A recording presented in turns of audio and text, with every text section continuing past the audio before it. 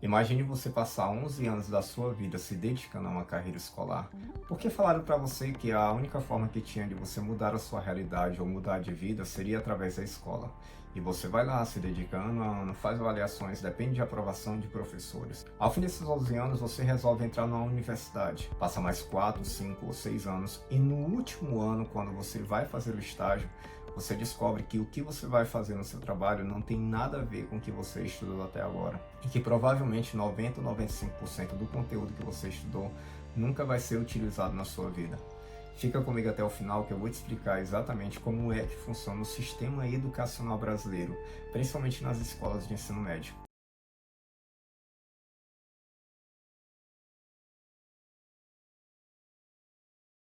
Eu quero começar esse vídeo lançando um desafio. Provavelmente na escola você aprendeu que para resolver o quadrado da soma de dois termos, você deve multiplicar o primeiro vezes duas vezes o primeiro vezes o segundo, mais o quadrado do segundo. Assim você obtém um resultado. E que também o famoso filósofo Sócrates proferiu a frase "só sei que nada sei".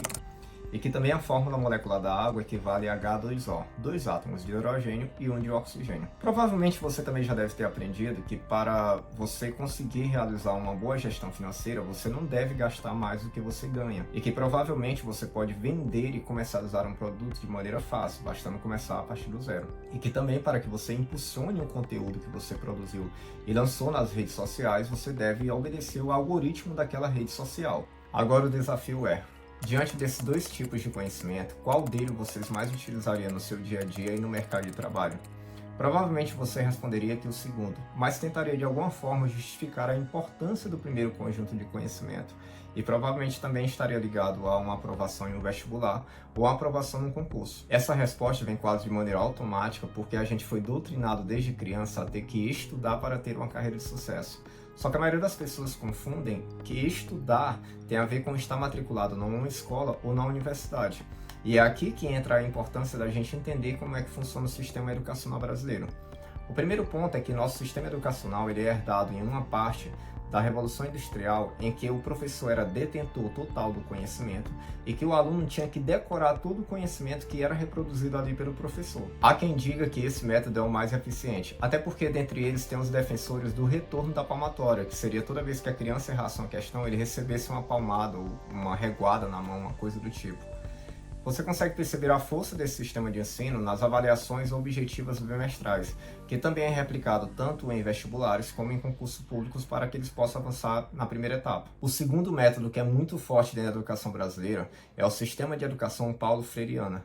Esse sistema defende o aluno reflexivo e questionador e que não deve aceitar qualquer tipo de repressão, principalmente se parte de um contexto social, ou então daquele professor que quer educar de uma forma mais técnica, preparando o aluno para empresas ou para a empresarização.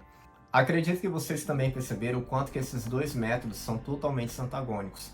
E isso faz com que até o próprio professor não saiba como educar em sala de aula. Quem acaba mais sentindo esse colapso do sistema educacional brasileiro são os adolescentes que estão entrando para o ensino médio. Até porque eles estão passando por uma fase de transformação, recebendo uma bomba de hormônio, e eles ficam muito mais sensíveis do que o normal. Além disso, também eles não têm todas as conexões neurais formadas. E com isso, eles também percebem a fraqueza do sistema educacional brasileiro e ficam muito mais suscetíveis e vulneráveis a conteúdos, por exemplo, como música de cunho pornográficos, militâncias políticos partidários, outros tipos de militâncias também, álcool, entorpecente, que são propostas e conjuntos que são facilmente difundidos quando o sistema está em crise. E com isso, eles acabam também ficando perdidos e sem ter um direcionamento correto para saber qual a próxima fase avançar. E nesse sentido, desse período que nós estamos na velocidade das informações, os conteúdos que são difundidos nas redes sociais também acabam promovendo como um complementar para que o aluno busque alguma carreira.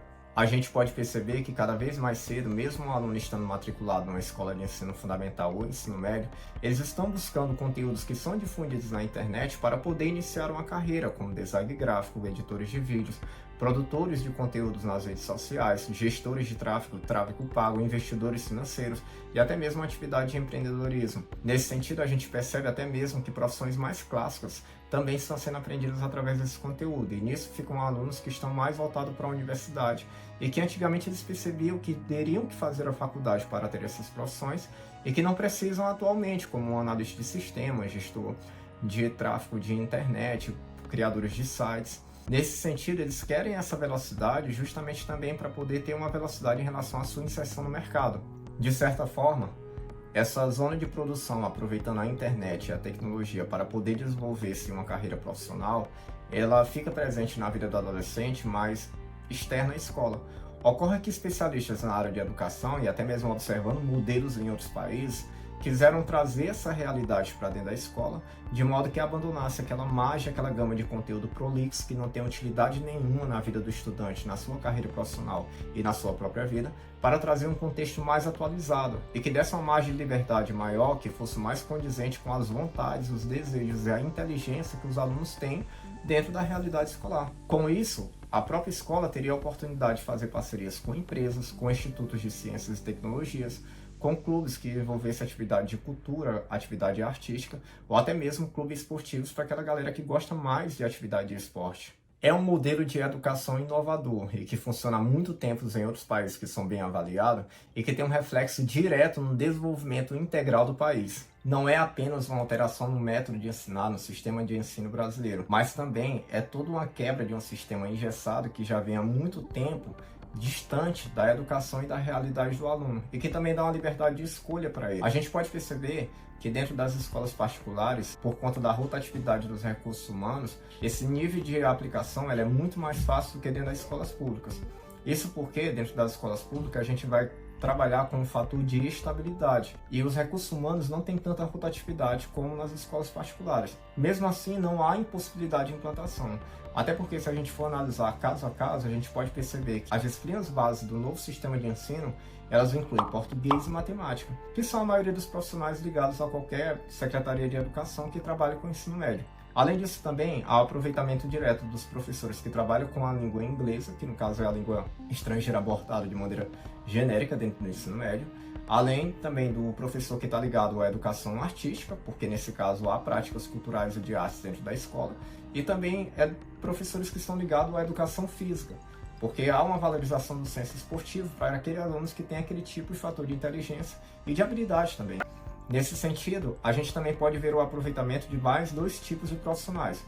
Por exemplo, aquele professor que se reconhece como um profissional que tem uma atividade que exerce de maneira orgulhosa aquela profissão e que não vê a sua profissão de professor como algo vitimista ou algo fracassado, como muitos abordam dentro da educação brasileira, ele pode reconhecer que ele está preparado e apto para trabalhar com um projeto de vida, porque ele tem um fator de motivação e um fator de impulsividade em relação àquela profissão que ele está exercendo. Ele não tem o seu projeto de vida como algo fracassado. Então ele vai ter essa capacidade de refletir toda essa atividade de mudança profissional e de que o aluno possa adquirir o seu sonho, os seus objetivos, planos e metas, através de um projeto de vida. Ele pode refletir essa atividade, essa aula, justamente para os alunos que estão no ensino médio. Além dessa atividade também, para trabalhar com um projeto de vida a ser desenvolvido pelo aluno, dentro do novo ensino médio, há a possibilidade de implantação de acompanhamento de prática e direcionamento vocacional do aluno,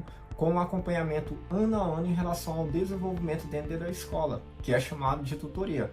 É uma prática mais diretiva e que até eu mesmo, como profissional na área de educação dentro da escola pública, adotei como profissão e para trabalhar diretamente, que pode estar sendo direcionado a alguns profissionais que tenham vocação para essa área. Então, nesse sentido, a gente consegue avaliar que 7 tipos de atividades para essa revolução, para essa mudança dentro do ensino médio já podem ser aproveitadas: português, matemática, educação física, educação artística, língua inglesa, projeto de vida e tutoria.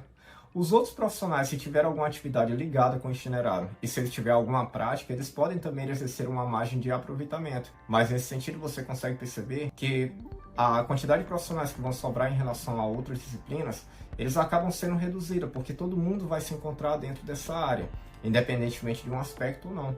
E dentro do serviço público também há um fator de readaptação e de disponibilidade de outras opções, do qual o profissional ele pode ser aproveitado em qualquer momento, em qualquer área, tendo apenas de uma margem de critério de análise da Secretaria de Educação do qual o profissional está vinculado e da própria aptidão e da própria vontade do profissional para poder trabalhar ali. Então você percebe que essa implantação não é algo impossível, embora há um direcionamento em relação à questão da possibilidade de revogação desse novo sistema. Só que assim, você que é pai, você que é adolescente, você tem que avaliar se você vai querer continuar em um sistema que está ultrapassado desde a Revolução Industrial e retornar para sistemas antigos em que você vai pegar todo o conteúdo que não tem utilidade nenhuma para você, como muitos de física, química, biologia, matemática, história, geografia. Se você não tiver aptidão, se você não tiver habilidade, você é obrigado, dentro do sistema de ensino médio antigo, a estudar todas essas atividades. Ou se você vai querer aproveitar uma margem mais atualizada, até mesmo para que a captação em relação ao vestibular e à universidade, ela seja muito mais individualizada e que valorize outros aspectos, como fator de raciocínio, como fator de interpretação textual, como fator de critério social que é utilizado em outros países. Então, se você for avaliar, essa mudança ela é extremamente benéfica em relação aos alunos. E a revogação do ensino médio só valoriza aqueles profissionais que têm aquela limitação e que não quiseram se atualizar com o passar do tempo, que estão apresentando resistência em estudar. Então você tem que avaliar o que é que você está querendo. É um sistema novo, mais atualizado, e que também tem um aspecto para também aproveitar a atualização, a tecnologia, a vontade e a liberdade do aluno escolher o que ele quer estudar e o aproveitamento muito maior daqueles que vão fazer vestibulares e um direcionamento muito mais fácil para aspecto tecnológico, para aspecto de cultura, para aspecto de clube esportivo, ou você vai querer regredir para um